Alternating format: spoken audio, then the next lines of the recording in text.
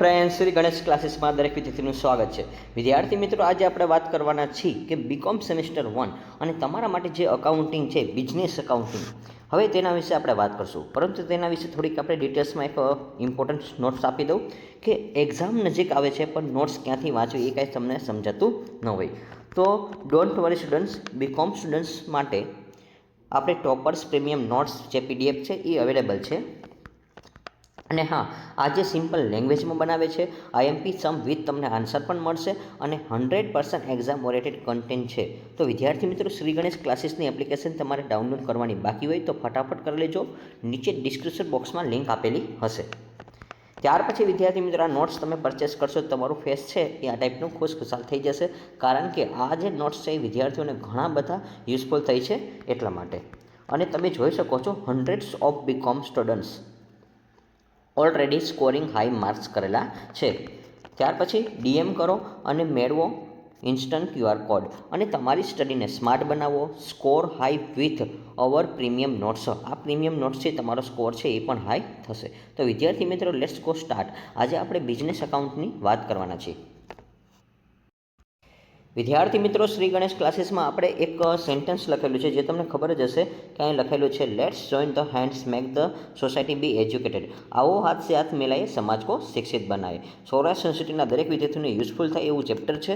અને હા, તમે આ જ પ્રકારનો સમ છે એ તમારી એક્ઝામમાં પૂછાશે, આવનારી જે એક્ઝામ છે એમાં. હવે આપણે યુનિટ 2ની વાત કરવાની છે, પરચેસ હાયર સિસ્ટમ, એટલે કે હપ્તે ખરીદ પદ્ધતિના હિસાબ પદ્ધતિ. હવે વિદ્યાર્થી મિત્રો, જ્યારે આપણે હોમ લોન લેતા હોય છે ત્યારે આપણે આ પ્રકારની ગણતરી ધ્યાનમાં લેતા હોય છે. પરંતુ આપણે સ્ટુડન્ટ્સ હોય છે એટલે આપણને ખબર ન હોય છે. પરંતુ જે લોકો બેંકવાળા હશે અને જેને બેંકમાં જોબ કરવી છે એના માટે આ ચેપ્ટર છે ખૂબ જ યુઝફુલ થશે. તો જો હું તમને સાથે સાથે કન્ટેન્ટ પણ કહેતો જાઉં છું, તમને ક્યાં યુઝફુલ થશે. તો હવે આપણે વાત કરીએ વિદ્યાર્થી મિત્રો, ઘણા લોકોએ હોમ લોન લીધી જશે.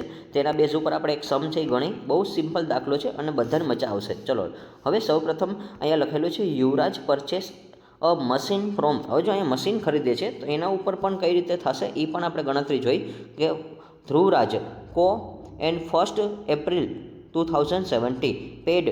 હવે કેટલા રૂપિયા આપે છે? 20,000 રૂપીસ, એટલે કે 20,000 રૂપિયા આપે છે ટાઈમ ઓફ ધ કોન્ટ્રાક્ટ. જ્યારે કોન્ટ્રાક્ટ થાય છે ને ત્યારે વિદ્યાર્થી મિત્રો, એટલે કોઈ પણ વસ્તુ આપણે ખરીદી કરીને, દાખલા તરીકે માની લો આપણે કોઈ પ્રોપર્ટી 20,000ની ખરીદી છે તો એમાંથી 10% 15% રકમ ચૂકવવી જ પડે છે. એવી રીતે હોય છે. તો અહીંયા જો આ ભાઈ શરૂઆતમાં કેટલા રૂપિયા આપે છે? 20,000 રૂપિયા આપે છે. તો balance amount payable for annual instalment. અને હા, બાકીના જે છે એ કટકા કરે છે, 4 ઇન્સ્ટોલમેન્ટ એટલે 4 હપ્તા કરે છે. એના ઉપર 10% ઇન્ટરેસ્ટ લાગે છે. પહેલો હપ્તો 2018નો છે, 31/3/2018 21,800નો હપ્તો છે. તો વિદ્યાર્થી મિત્રો, જ્યારે શરૂઆતનો હપ્તો હશે ને એમાં વ્યાજ જાજુ હશે. ત્યાર પછી 31/3/2019 કીધું છે, એમાં 18,200. તો જો જેમ જેમ તમે રકમ ભરશો ને એમ તમારું વ્યાજ ઓછું થશે. હવે 31/3/2020 છે, એમાં 14,800 છે અને 31/3/2022 ઉપર તમારે 17,600 છે. તો હવે આપણે સૌપ્રથમ ગણતરી ક્યાંથી કરશું એ પણ હું તમને કહીશ. Find out the cash price of the machine. હવે તો આપણે કેશ પ્રાઇસ શોધવાની છે કે આપણે કેશમાં કેટલા રૂપિયા ચૂકવવા પડશે. ગુજરાતી માધ્યમના વિદ્યાર્થીઓ માટે પણ આપણે રકમ વાંચી લઈ. શ્રી યુવરાજ જે મેસર્સ ધ્રુવરાજ એન્ડ કંપનીમાંથી 1/4/2017ના રોજ એક યંત્ર ભાડે ખરીદ પદ્ધતિને ખરીદ્યું છે. હવે જો અહીંયા યંત્ર ખરીદે છે કરાર વખતે એને, તો જો આપણે કોઈ પણ વસ્તુ કરાર થાય છે યંત્રમાં, એને 20,000 રૂપિયા ચૂકવ્યા છે. દાખલા તરીકે પછીના બધા રકમ છે એ બધા હપ્તે હપ્તે ચૂકવશે અને બાકીની જે રકમ છે 4 હપ્તામાં 10% વ્યાજ ચૂકવવાનું છે. તો પહેલો હપ્તો છે 21,800નો છે, બીજો હપ્તો 2019માં છે, એની 18,200 છે, 14,800 છે ત્રીજો હપ્તો અને 17,600 છે. હવે યંત્રની રોકડ કિંમત કેમ શોધવી? તો વિદ્યાર્થી મિત્રો, પહેલાં આ ટાઈપના દાખલામાં છે ખાતા નથી દોરવાના, એક ખાલી સ્ટેટમેન્ટ બનાવવાનું છે.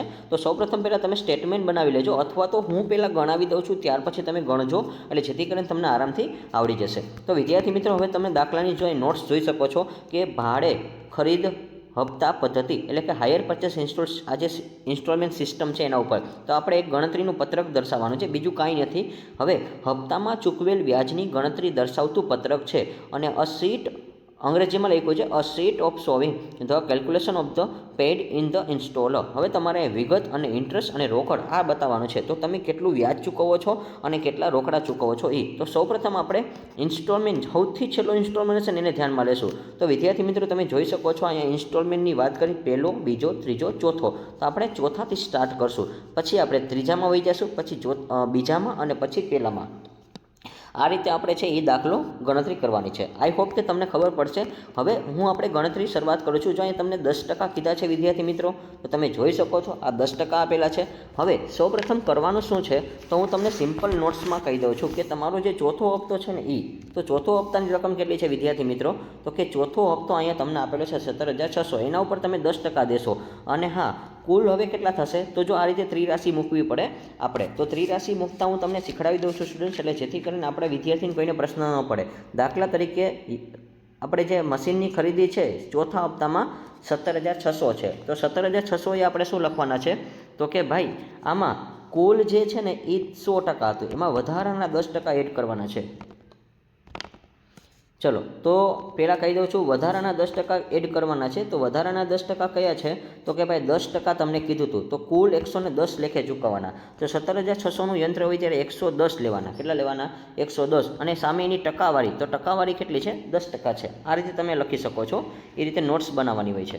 તો ખાસ યાદ રાખજો, જે એકવાર કહું છું, જો તમે આ રીતે લખી શકો છો. 110 શું કામ આવ્યા? કારણ કે 10% વ્યાજ છે. તો 100% હોય એમાં 10% શું કરવાના? એ આપણું વ્યાજ હતું, એટલે કુલ 110 થશે. તો 110 એ યંત્રની કિંમત કેટલી છે? 17,600. અને સામે આપણે ચૂકવવાના કેટલા છે? 10%. હવે આની ત્રિરાશિ ગણતરી કરી નાખો વિદ્યાર્થી મિત્રો. કયો કાં? ચલો, 17,600 ગુણ્યા 10 ભાગ્યા 110. ચલો, આઈ હોપ કે તમને આની ગણતરી હવે આવડી ગઈ હશે.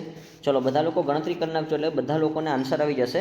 તો હવે આપણે આની કેલ્ક્યુલેશન જો કરવી હોય તો આ રીતે થશે કે 17,600 ગુણ્યા 10 છેદમાં 110.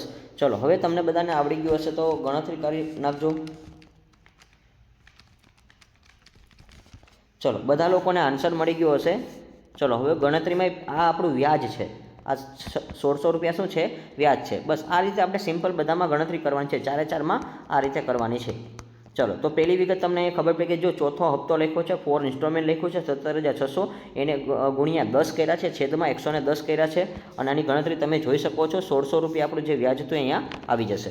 ચલો, તો અહીંયા 1,600 રૂપિયા કેમ ભાઈ તમને ખબર પડી કે 17,600માંથી આપણે ત્રિરાશિ મૂકી છે. અને હવે આપણે ખરેખર વ્યાજ બાદ કરવાનું. તો આપણે વ્યાજ બાદ કરી તો આપણે રોકડા કેટલા ચૂકવ્યા? 16,000. અને આ આપણું જે છે 1,600 રૂપિયા એ આપણું વ્યાજ હતું. તો આ જે 17,600 છે ને એમાં બે વસ્તુ સમાયેલી છે. કઈ કઈ? એક તો રોકડ છે અને બીજું વ્યાજ છે.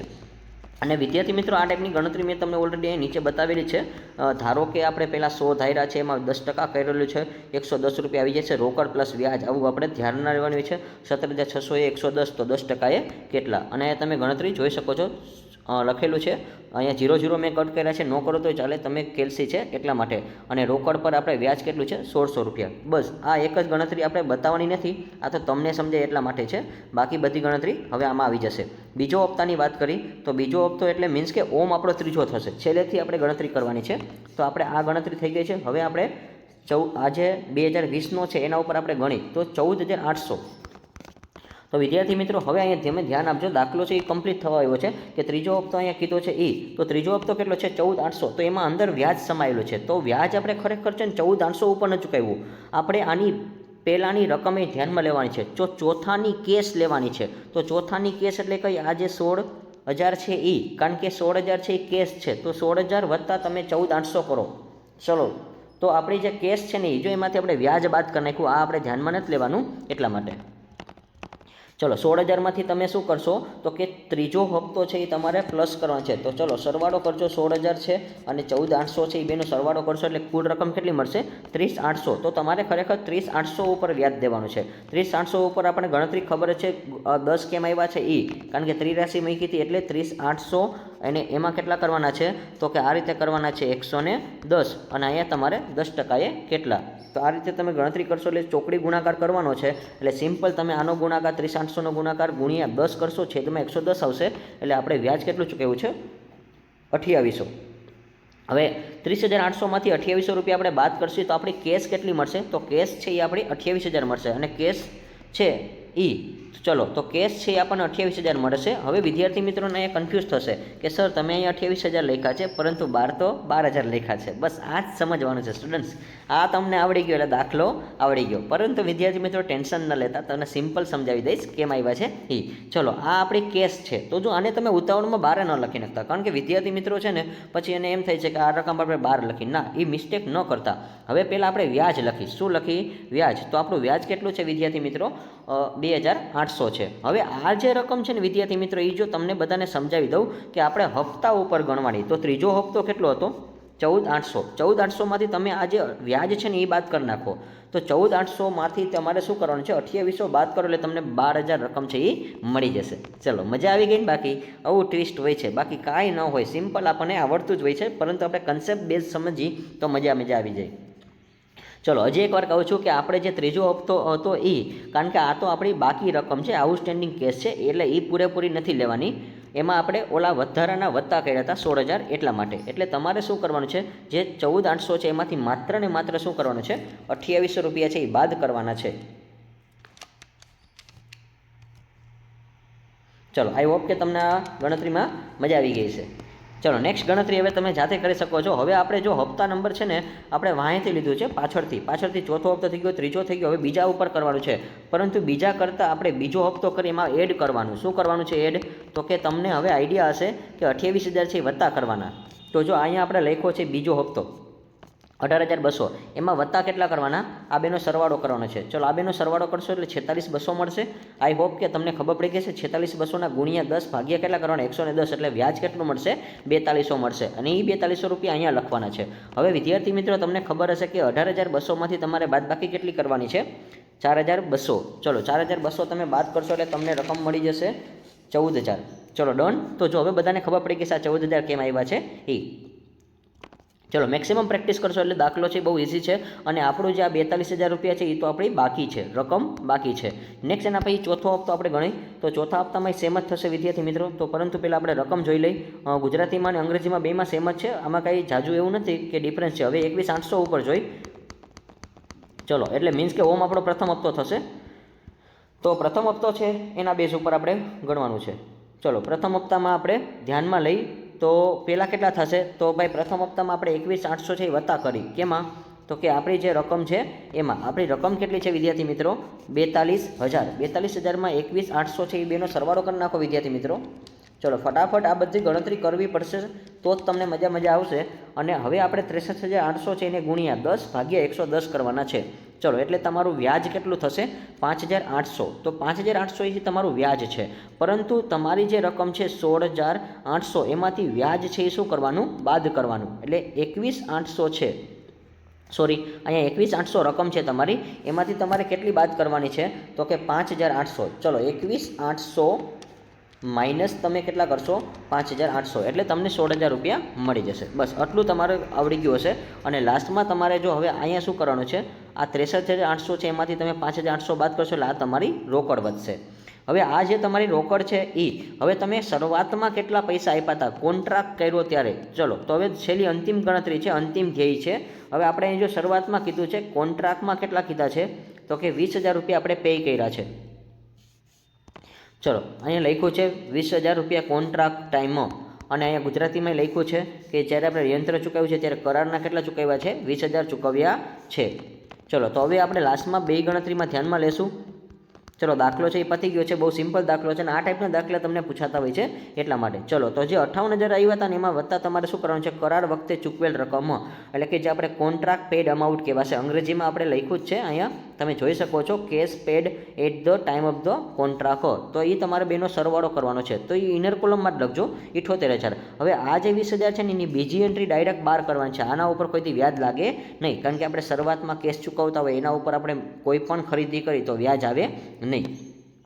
ચલો તો હવે તમારે સરવાળો કરવાનો છે. તો વિદ્યાર્થી મિત્રો એક વસ્તુ યાદ રાખજો, તમારે જે અહીંયા લાસ્ટમાં આન્સર આવે ને એ આન્સર અહીંયા મેચ થવો જોઈએ તમે સરવાળો કરશો ને ત્યારે. ચલો હવે આપણે સરવાળો કરશું. તો તમે 16,000 ચલો આ તમને 16,000 આપેલા છે, પછી 12,000 આપેલા છે, 14,000 આપેલા છે, 16,000 અને ત્યાર પછી તમને 20,000 આપેલા છે. ચલો આનો સરવાળો કરો 78,000 થઈ જાય છે. અને ત્યાર પછી વિદ્યાર્થી મિત્રો જો તમને સમજાવું, તમારો પ્રથમ હપ્તો હતો ને પહેલી વાર તમે વ્યાજ કેટલું ભર્યું? 5,800 ભર્યું છે. બીજી વાર તમે 4,200 ભર્યું છે. જેમ જેમ તમે હપ્તા ભરશો ને એમ તમારું વ્યાજ ઓછું થશે. ચલો બીજા હપ્તો, આપણે ત્રીજો હપ્તો છે એમાં આપણું વ્યાજ જો હાવ ઓછું થઈ ગયું 2,800, અને ત્યાર પછી છેલ્લો જે આપણે હપ્તો ભરી એમાં 1,600 રૂપિયા વ્યાજ લાગે છે. એટલે વિદ્યાર્થી મિત્રો ખાસ યાદ રાખજો, તમે કોઈ પણ પ્રકારની લોન લો છો ત્યારે શરૂઆતમાં વ્યાજ છે ને એ વધારે હોય છે. જેમ જેમ તમે હપ્તા ભરશો એમ એમ તમારું વ્યાજ છે કેવું થશે? ઓછું થશે. અને વિદ્યાર્થી મિત્રો જો આ ટાઈપની ગણતરી તમને આવડી જશે તો તમને હોમ લોનના ડિપાર્ટમેન્ટમાં કોઈ પણ લોકો છે નોકરીએ રાખવા તૈયાર થઈ જશે. અને સાથે સાથે કોઈ પણ શોપ હોય છે ત્યાં પણ તમને થઈ જશે. અત્યારે મોબાઈલ છે, એસી છે, ટીવી છે, આ બધી વસ્તુઓ અત્યારે EMI ઉપર મળે છે. પણ આ ગણતરી તમને આવડશે તો તમને ફટાફટ નોકરીએ રાખી લેશે. તો વિદ્યાર્થી મિત્રો આ વિડીયો કેવો લાગ્યો છે એ તમારે ખાસ કોમેન્ટમાં જણાવવાનું છે. અને નેક્સ્ટ તમને આ ટાઈપના સિરીઝ વિડીયો છે એ તમને ખાસ જોવા મળશે. તો શ્રી ગણેશ ક્લાસીસની એપ્લિકેશન છે, તમારે જો ડાઉનલોડ કરવાની બાકી હોય તો ફટાફટ ડાઉનલોડ કરી લેજો, જેથી કરીને તમે ત્યાંથી કન્ટેન્ટથી સ્ટડી સ્માર્ટ છે એ કરી શકો છો. Thank you for watching this video. Like this video, share this video, follow with SGC.